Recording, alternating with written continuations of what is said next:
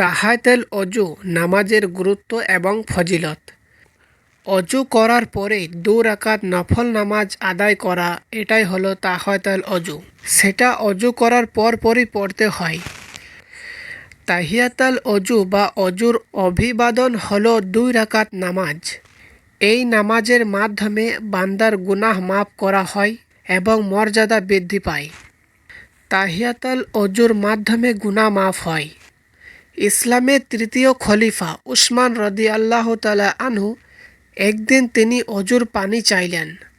অজু শুরু করে 3 বার সুন্দর করে হাতের কবজি পর্যন্ত ধুলেন। তারপর 3 বার কুল্লি করলেন। নাকের পানি দিয়ে নাক পরিষ্কার করলেন। এরপর 3 বার চেহারা ধুলেন। 2 হাতের কুনু পর্যন্ত ভালোভাবে 3 বার ধুলেন। তারপর মাথা মাসে করলেন এবং টাকনু পর্যন্ত পা 3 বার ধৌত করলেন।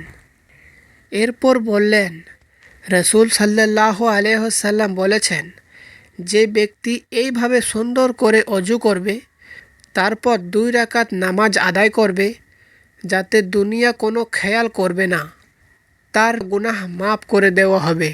তাহিয়াতুল অজুর মাধ্যমে মর্যাদা বৃদ্ধি পায়।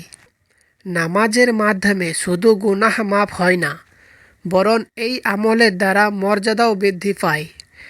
একদিন ফজরের নামাজের সময় বিলাল রাদিয়াল্লাহু তাআলা আনহুকে নবী সাল্লাল্লাহু আলাইহি ওয়াসাল্লাম বললেন, বেলাল, আমাকে বলো দেখি, ইসলামে দাখিল হওয়ার পর থেকে তোমার কোন আমলটি তোমার কাছে সওয়াবের আশা দিক থেকে সবচেয়ে উত্তম বলে মনে হয়? কারণ আমি জান্নাতে আমার সামনে তোমার জুতার আওয়াজ শুনেছি।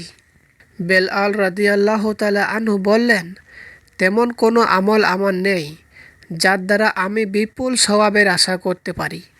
তবে দিবারাত্রি যখনই অজু করি, তখনই সেই অজুর মাধ্যমে যে কয় রাকাত সম্ভব হয় নামাজ আদায় করি। বুখারী হাদিস 1149, মুসলিম হাদিস 2458।